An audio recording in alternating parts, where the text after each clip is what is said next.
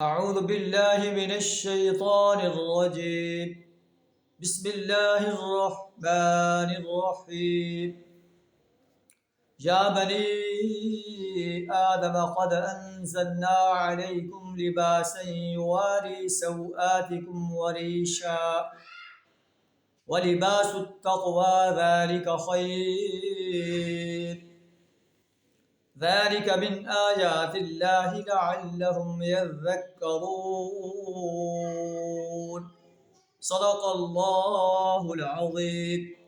سورہ اعراف آیت نمبر 26 آپ کے سامنے تلاوت کی ہے، جس کا ترجمہ کچھ اس طرح ہے: اے آدم، اے بنی آدم، ہم نے تمہارے اوپر لباس اتارا ہے، یواری سوآتکم وریشا، جو تمہارے جسم کے قابل شرم حصوں کو ڈھانکتا ہے، تمہارے جسم کی حفاظت کا سامان. وَلِبَاسُ التَّقْوَى ذَلِكَ خَيْرٌ، اور تقوی کا لباس تمہارے لیے بہتر ہے. لباس انسان کے ایسے حصوں کو ڈھانپتا ہے جن سے انسان کو شرم آتی ہے. یہ انسان کی حفاظت، جسم کی حفاظت اور زینت کا سامان بھی ہے. اور سب سے بہترین لباس وہ ہے لباس التقوی، جو تقوی کا لباس ہو، ساتر لباس ہو، ایسا لباس ہو جسم کے حصوں کو ڈھانک دے، جسم کے حصے جو ہے وہ نمایاں نظر نہ آئے، جس میں فخر و غرور نہ ہو، جس میں انسان گرا ہوا محسوس نہ کرے.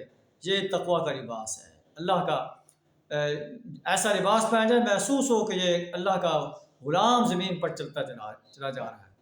اللہ مطلب لعلہم یذکرون، یہ اللہ کی نشانیاں ہیں. لباس بھی اللہ کی نشانیاں ہیں کہ اللہ نے تمہارے لیے لباس اتارا ہے تاکہ تم نصیحت حاصل کرو اللہ کی نشانیوں سے.